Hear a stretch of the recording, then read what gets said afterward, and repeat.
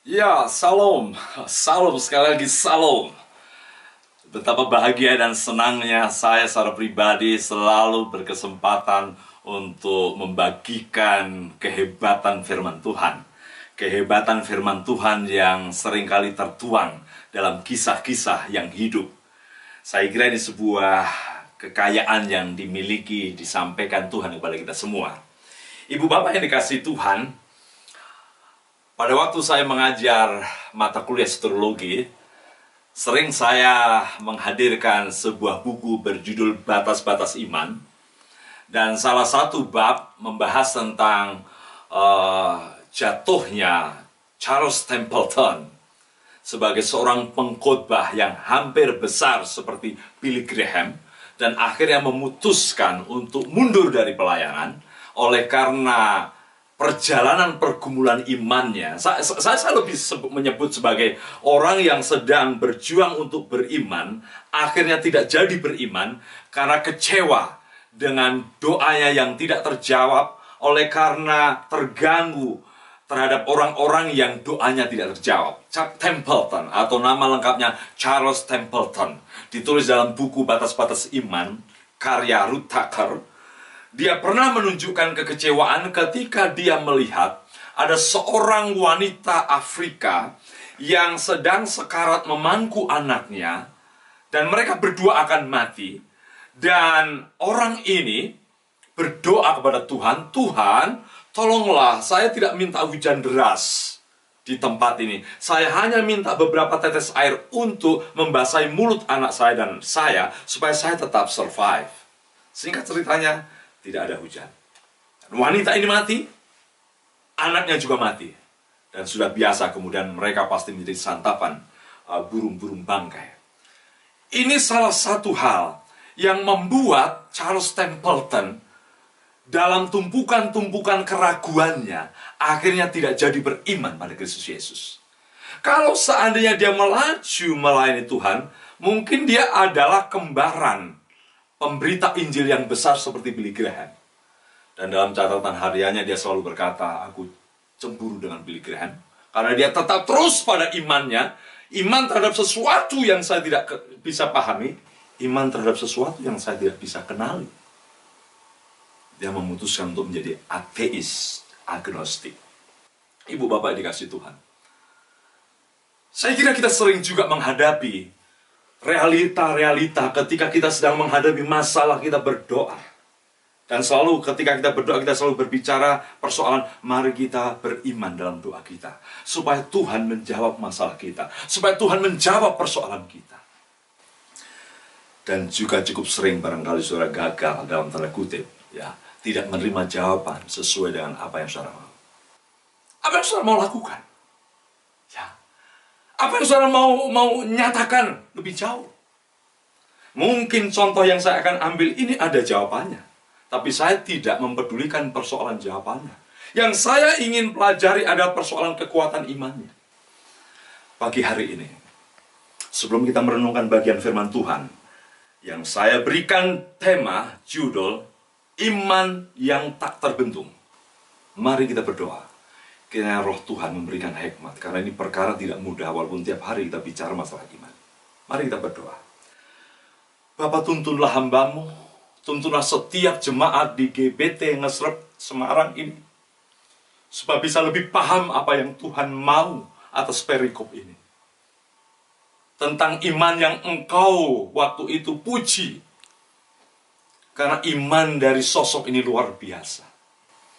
Kami ingin belajar dari dalam firman Tuhan ini, Tuhan. Hurabi Roh Kudus, hurabi Roh Kristus. Ini firman milik-Mu. Engkau yang tahu, Engkau yang menginspirasikan, Engkau juga yang memberikan iluminasi pada hidup kami. Dalam nama Tuhan Yesus, kami berdoa dan menikmati firman. Amin. Saudara yang dikasih Tuhan, saya mengajak saudara untuk melihat satu perikop yang mengagumkan, karena ini salah satu perikop ketika Yesus berbicara atau memuji orang persoalan iman yang dicatat di Alkitab. Saya kira paling tidak dua kasus Tuhan memuji iman seseorang. Satu adalah perwira yang anak pembantunya disembuhkan. Dia berkata, di Israel tidak ada iman seperti ini. Dan yang kedua adalah iman yang ditunjukkan oleh seorang wanita Kanaan dari Fenisia, Sidon. Ya, yang Yesus juga mengatakan, ibu besar imanmu. Saudara, mari kita lihat apa yang penulis sampaikan tentang peristiwa yang hebat ini.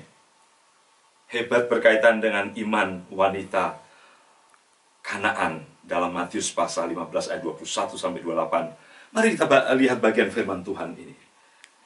Matius pasal 15 ayat 21 sampai 28, demikian bunyi firman Tuhan. Lalu Yesus pergi dari situ dan menyingkir ke daerah Tirus dan Sidon. Maka datanglah seorang perempuan Kanaan dari daerah itu dan berseru, "Kasihanilah aku ya Tuhan, anak Daud, karena anakku perempuan kerasukan setan dan sangat menderita." Tetapi Yesus sama sekali tidak menjawabnya. Saya tertarik begini. Yesus sama sekali tidak menjawabnya. Lalu murid-muridnya datang dan meminta kepadanya, "Suruhlah ia pergi. Ia mengikuti kita dan berteriak-teriak." Jawab Yesus, "Aku diutus hanya kepada domba-domba yang hilang dari umat Israel." Tetapi perempuan itu mendekat dan menjembah dia sambil berkata, "Tuhan, tolonglah aku." Tapi Yesus menjawab, "Tidak patut mengambil roti yang disediakan bagi anak-anak dan melemparkannya kepada anjing." Kata perempuan itu, "Benar Tuhan, namun anjing itu makan remah-remah yang jatuh dari meja tuannya." Maka Yesus menjawab dan berkata kepadanya, "Hai ibu." Saudara perhatikan baik-baik bagian ini. "Hai ibu, besar imanmu. Maka jadilah kepadamu seperti yang kau kehendaki." Dan seketika itu juga anaknya sembuh. Woi, luar biasa saudaraku. Wah, seperti saya katakan tadi, dua kasus Tuhan memuji seseorang memiliki iman yang luar biasa. Itu sebabnya saya tidak ragu-ragu untuk memberikan tema judul pada perikop ini, iman yang tak terbendung. Saudaraku, perikop ini sebenarnya lanjutan dari peristiwa Yesus terpaksa menyingkir oleh karena terjadi ketegangan yang luar biasa kembali antara dirinya dengan orang-orang Farisi, ahli Taurat. Pada pasal 15 ayat 1 sampai 20 diberitahukan di situ, ya, orang-orang Yahudi menegur murid-murid Yesus, mereka ini tidak cuci tangan, tidak membersihkan, ya, mereka ini kotor, najis. Sampai Yesus bilang, yang membuat najis dan kotor itu bukan yang masuk ke dalam, tetapi yang dari luar. Ketika mereka menyinggung persoalan-persoalan praktek hidup, praktek keagamaan, Yesus juga tegur keras. "Kamu itu diajar untuk menghormati orang tuamu." Dan 5 dikatakan, "Tapi kamu berkata, barang siapa berkata pada bapaknya atau kepada ibunya, apa yang ada padaku yang dapat digunakan untuk memeliharamu, sudah digunakan untuk persembahan kepada Allah. Orang itu tidak wajib menghormati bapaknya dan ibunya.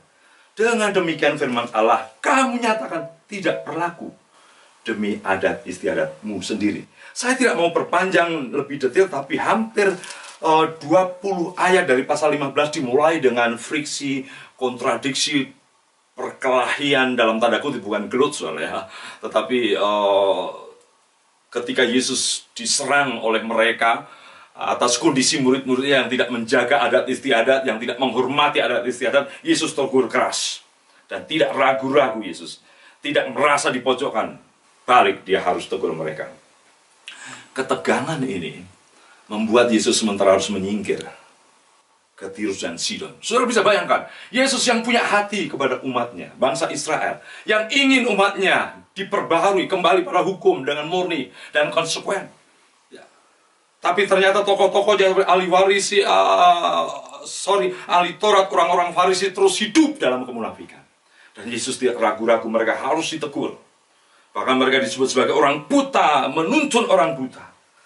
Ketegangan itu membuat Yesus harus menyingkir ke Tirus dan Sidon, satu daerah yang sebenarnya bukan prioritas. Saudara perhatikan baik-baik. Matius melaporkan wanita ini dengan suatu penggambaran yang khas. Yesus pergi dari situ, menyingkir ke daerah Tirus dan Sidon, maka datanglah seorang perempuan Kanaan dari daerah itu dan berseru. Saya ingin garis bawahi dulu di sini.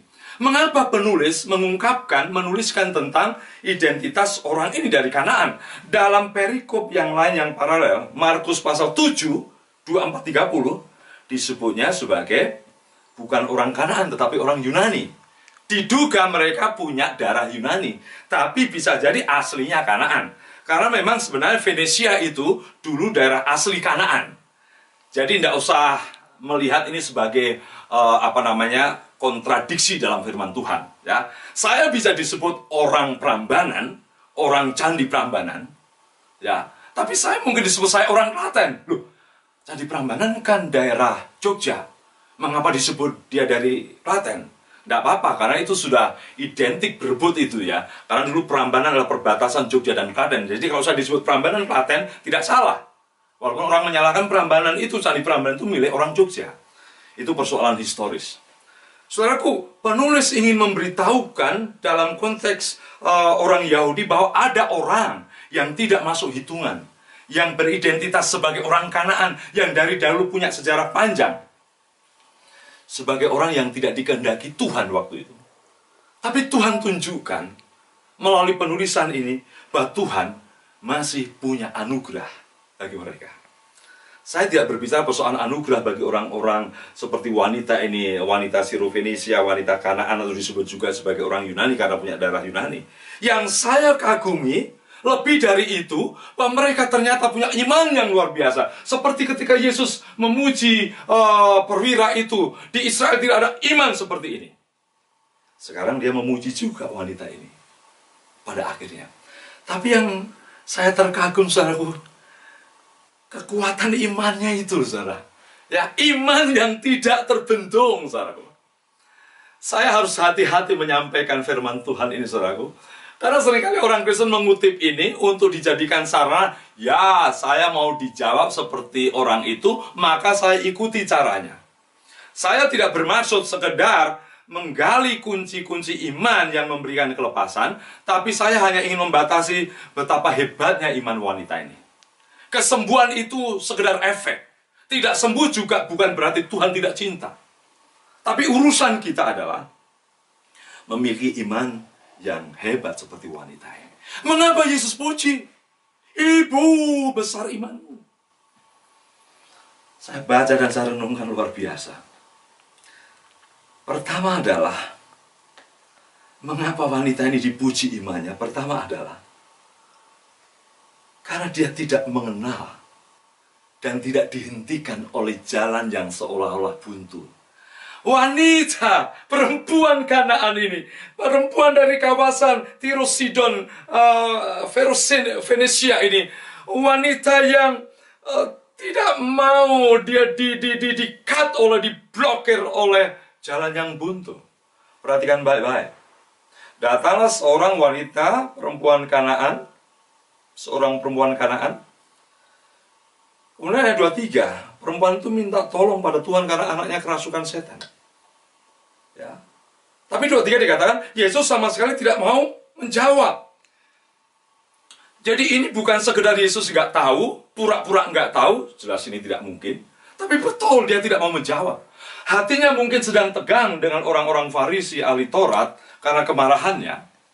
Pada satu sisi ingin memulihkan Israel, makanya berkali aku datang diutus untuk hambaku, untuk domba-dombaku Israel. Maka dia fokus di situ. Jadi karena komitmen prioritasnya untuk orang Israel lah, dia tidak mau banyak bersentuhan dulu dengan bangsa lain. Maka dia dikatakan sama sekali tidak mau menjawab. Wah, tapi wanita ini luar biasa. Wanita ini menunjukkan imannya hebat tak terbendung karena ketika Tuhan tidak mau ngomong apa-apa, saya kira mungkin gerak-gerik wajah Yesus kelihatan lah ini sengaja nggak mau ngomong dan memang komit nggak mau ngomong. Tapi wanita ini terus berseru, dikatakan di situ saya senang sekali ayat 23, suruhlah ia pergi, ia mengikuti kita dengan berteriak-teriak. Sudah bisa bayangkan dari belakang, tolonglah, tolong, tolong. Sampai muridnya pun gatal, muridnya pun terganggu. Tapi wanita ini tidak berhenti. Pintu sepertinya tertutup. Malah ditimpali oleh marahnya murid-murid Tuhan. Wanita ini, sikapnya terhadap Yesus, yang mungkin dia sudah dengar dia anak Daud, tidak mau. Ya, dia mundur sedikit pun. Ini loh saudara, luar biasa. Ya. Iman selalu perjalanan yang tidak mau mundur. Iman yang sejati, yang tangguh, yang tak terbendung. Iman yang selalu setia untuk maju. Walaupun pintu seperti sudah tertutup. Hebat sekali, saudara. Saya selalu yakinkan saudara bahwa iman kita pada Kristus. Iman kita pada Kristus makin hari akan makin mengalami trial, blokir, tekanan, bahkan mungkin persekusi. Tapi iman yang benar menuju kepada pribadi yang benar, yang memberikan janji yang benar, tidak akan tertekan, tidak akan terpental, tidak akan mundur. Dan yang ditampilkan oleh wanita atau perempuan Kanaan itu, saudara, yang seharusnya tidak menjadi daftar dalam pikiran yang responsif terhadap manusia. Jadi orang Israel kalau dengar wanita Kanaan, orang Kanaan, sudah langsung blokir, saudara. Ya, tapi penulis beritahukan Yesus, bahkan Roh Kudus mau supaya ini dijadikan bagian dari firman Tuhan. Iman yang tak terbendung, betul iman yang tidak pernah mengenal jalan buntu. Sebenarnya jangan kita bicara iman ya. Orang yang selalu tidak mau mundur walaupun jalan buntu, cari sana, cari sini, ganjal sini, keluar sana, ganjal sana, keluar sini. Biasanya ini orang yang berkemenangan. Apalagi dalam hubungan dengan Yesus ya. Ini logika orang sekuler, orang umum pun, kalau orang itu berani terus tidak takut atas semua tantangan, maju terus biasanya sukses. Yang kedua yang menarik bagi saya, saudaraku, ketidakmunduran wanita ini walaupun nampak buntu, ya terus berlanjut. Dia berteriak, saudara, berteriak-teriak. Apa yang saya mau pelajari bagian ini? Bahkan Yesus mulai ngomong yang makin menegaskan alasan mengapa dia tidak mau bicara, mengapa dia bungkam. Ayat 24 tadi saya sudah singgung, aku diutus hanya domba-domba hilang-hilang dari umat Israel, bukan untuk kamu. Secara nggak langsung begitu. Yesus terus berargumentasi supaya wanita ini tidak mendesak dia, tetapi sebaliknya wanita yang terus mendesak. Apa yang saya pelajari yang kedua? Merangsek, mendesak, tetapi tidak memaksa. Ya, iman yang tahan banting, yang tak terbentung itu betul-betul merangsek, mendesak, tapi tidak memaksa. Ya, saudara, banyak orang Kristen berkata, merangseklah pada Tuhan. Tolong sampai hati Tuhan digoyang. Saya tidak berani ngomong begitu. Apakah hati Tuhan tergoyang oleh karena goyangan kita, oleh karena desakan kita, atau semuanya terjadi karena kasih karunia? Ya, karena orang Kristen diajar untuk beriman yang lebay, berlebihan, malah keliru secara teologis. Berimanlah kau sampai Tuhan tersinggung. Waduh, gawat ya, saudara. Sampai Tuhan goyang hatinya. Ya ampun, ini berbahaya, saudara ya. Bahkan kalau bisa kamu tunjukkan, katakan pada Tuhan, Tuhan kalau engkau nggak tolong pergumulanku, kamu akan malu. Wah, ini bukan lagi mendesak merangsek, ini mengancam Tuhan. Saya kira ibu bapak sering juga gitu, bukan? Ya, kalau di rumah doa menghadapi masalah, awal-awal tensinya belum kuat, tekanan bebannya belum kuat, Mas Tuhan, saya berharap engkau tolong. Ya, tekanan beban mulai kuat, belum ada jawaban, Tuhan, saya minta tolong. Lebih kuat lagi, nggak ada jawaban 2 minggu, Tuhan, jangan permalukan anakmu. Tertekan lagi, belum ada jawaban, meningkat lagi. Meningkat apa? Tuhan, jangan kau permalukan dirimu. Emangnya kalau doamu nggak dijawab, Tuhan malu? Tuhan hancur harga dirinya. Bahkan yang paling ngeri, saudara, tidak sedikit orang Kristen yang dangkal imannya, dangkal pengertiannya, ngancam dan mau merugikan semua kepentingan Tuhan. Tuhan, kalau kau tidak jawab doaku, ingat baik-baik, ngancam, saudara ya. Besok minggu depan akan ada beberapa kursi lowong karena seluruh keluargaku tidak akan datang ke gereja. Ini bukan lagi iman yang benar. Bukan yang merangsek tanpa memaksa. Ini sudah memaksa Tuhan. Kalau engkau tidak jawab doaku, ingat baik-baik. Banyak sekali dana-dana yang akan terpotong karena sebagian keluargaku orang yang punya duit. Oh maaf men. Tuhan jawab, itu anugerah Tuhan. Saudara marah nggak marah? Saudara mengancam dan berkata merugikan pekerjaan Tuhan, Tuhan tidak pernah rugi. Anda yang rugi. Lihat belajar wanita ini, saudara. Wanita tidak memaksa, saudara. Wanita ini merangsek tetapi tidak memaksa. Ini iman yang bagus. Silakan saudara terus merangsek, memohon belas kasihan Tuhan. Saya kira banyak nabi yang mengalami pengalaman hidup beriman seperti itu. Merangsek, Tuhan, aku mohon berdasarkan kasih karuniamu, belas kasihanmu. Dia tidak mencoba menyampaikan kredit poin yang sudah dikerjakan. Tuhan, saya kan hambamu, sudah melayani panjang, masa kau nggak jawab? Itu namanya dulu pelayananmu berarti penyuapan bagi Tuhan. Kalau saya berbuat baik, nanti Tuhan akan berbuat baik bagi saya. Itu penyuapan. Saudara berbuat baik, ibadah, setia, melayani Tuhan, bukan dalam rangka untuk minta balasan Tuhan. Kita setia melayani Tuhan karena kasih karunia-Nya yang membuat kita setia melayani. Kita melayani Tuhan karena Tuhanlah yang membuat kita setia melayani, bukan karena kita ingin dapat imbalan Dia. Iman yang tak terbendung dari wanita ini, iman yang merangsek, tetapi tidak memaksa Tuhan. Dan berikutnya saya kagum. Imannya masih terus berlanjut, saudaraku. Kekuatan dan daya imannya berlanjut. Dengan apa? Rela harga dirinya terbanting, tapi tetap memohon. Saya agak hati-hati, saudara, menafsirkan bagian ini. Saya takut kalau orang Kristen membaca ini tidak benar, saudara, akan juga marahin orang lain dengan sikap seperti Yesus. Saudara, renungkan baik-baik. Yesus berkata apa? Tidak patut mengambil roti yang disediakan bagi anak-anak dan melemparkan kepada anjing. Wah, kasar banget Tuhan Yesus. Masa bilangin orang anjing? Tunggu dulu, saudara. Konteksnya beda. Kalau saudara ambil konteks itu bagi pikiran kita, kasar Tuhan Yesus. Saya kira Yesus tidak bermaksud kasar. Yesus bukanlah tipe orang yang merendahkan harga diri orang. Menegur orang, iya. Mengoreksi kesalahan, iya. Tapi Tuhan bukanlah orang pribadi yang waktu itu Allah menjadi manusia. Merendahkan orang, tetapi Dia mau menyatakan apa adanya. Dan saudara, kata anjing di situ bukan anjing liar, anjing yang jorok. Ini anjing-anjing kecil, anjing piaraan. Jadi tentu dalam mindset Yesus, dalam analogi itu, Dia mau katakan, ya ada roti-roti ini untuk anak-anak, tidak mungkin dijatuhkan kepada anjing. Saya kira Yesus tidak bilang dengan kasar, "Hei, tidak boleh, tidak layak roti diberikan anak, diberikan pada anjing."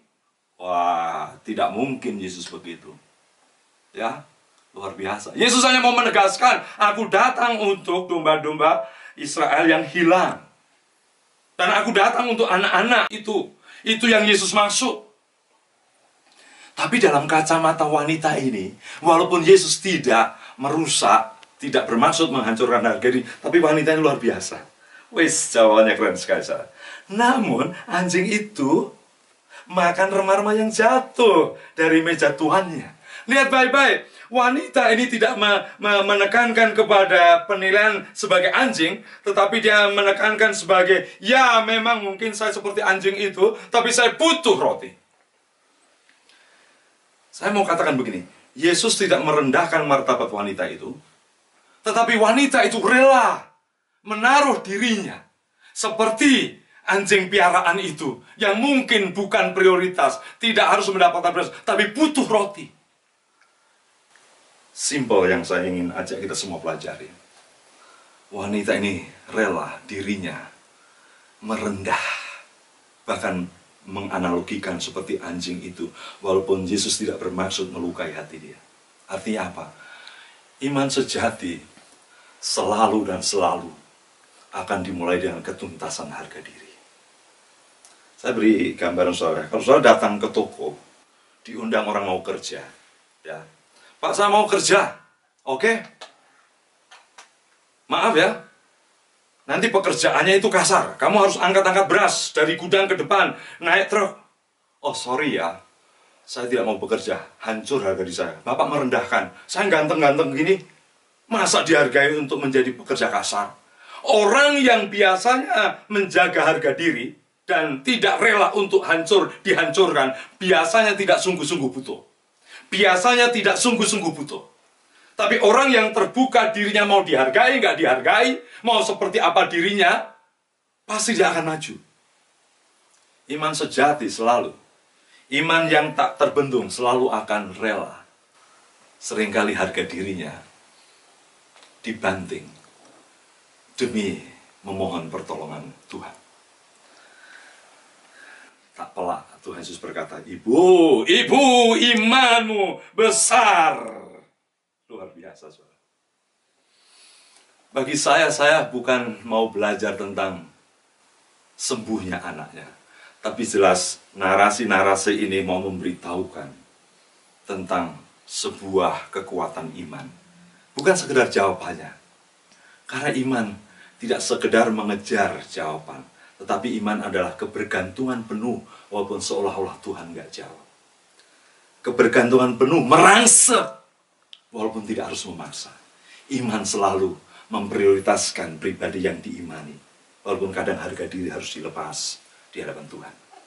Ya, mari kita menjadi orang-orang percaya yang punya iman tangguh, tak terbendung.